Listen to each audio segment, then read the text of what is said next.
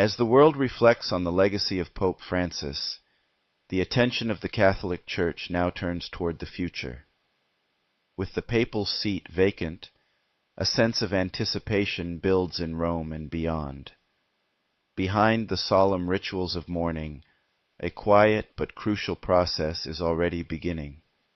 The consideration of who will become the next Bishop of Rome. In the days ahead, 135 cardinal electors, each under the age of 80, will gather in the Sistine Chapel, guided by tradition, prayer, and the gravity of their task.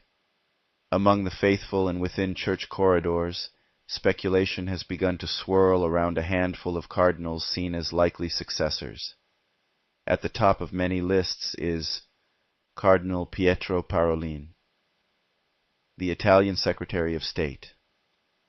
A steady hand in the Vatican for years, Parolin is widely respected for his diplomatic skill and political acumen. He has been one of Francis's closest collaborators and would represent continuity, someone who could carry forward the pastoral tone of the previous papacy while maintaining the Church's global presence. From across the sea in the Philippines, Cardinal Luis Antonio Tagle stands out as a favorite of those hoping for a more globally representative church.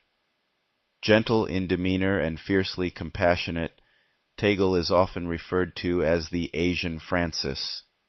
His deep connection to the poor and marginalized, and his emotional resonance with ordinary Catholics, has made him a beloved figure across continents. If chosen, he would be the first Asian pope in history. Back in Italy, Cardinal Matteo Zuppi, Archbishop of Bologna, has quietly built a reputation as a voice for peace and inclusion. His background in mediation and grassroots ministry mirrors much of what Pope Francis valued. With his warm, unpretentious style, Zuppi could embody the kind of church that walks with the people, but not all the favored candidates lean progressive. Cardinal Peter Erdogan of Hungary offers a more conservative vision.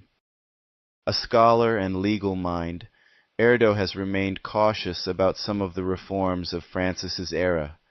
For those within the Church who feel the need to reinforce tradition and doctrine, his election would be a welcomed shift.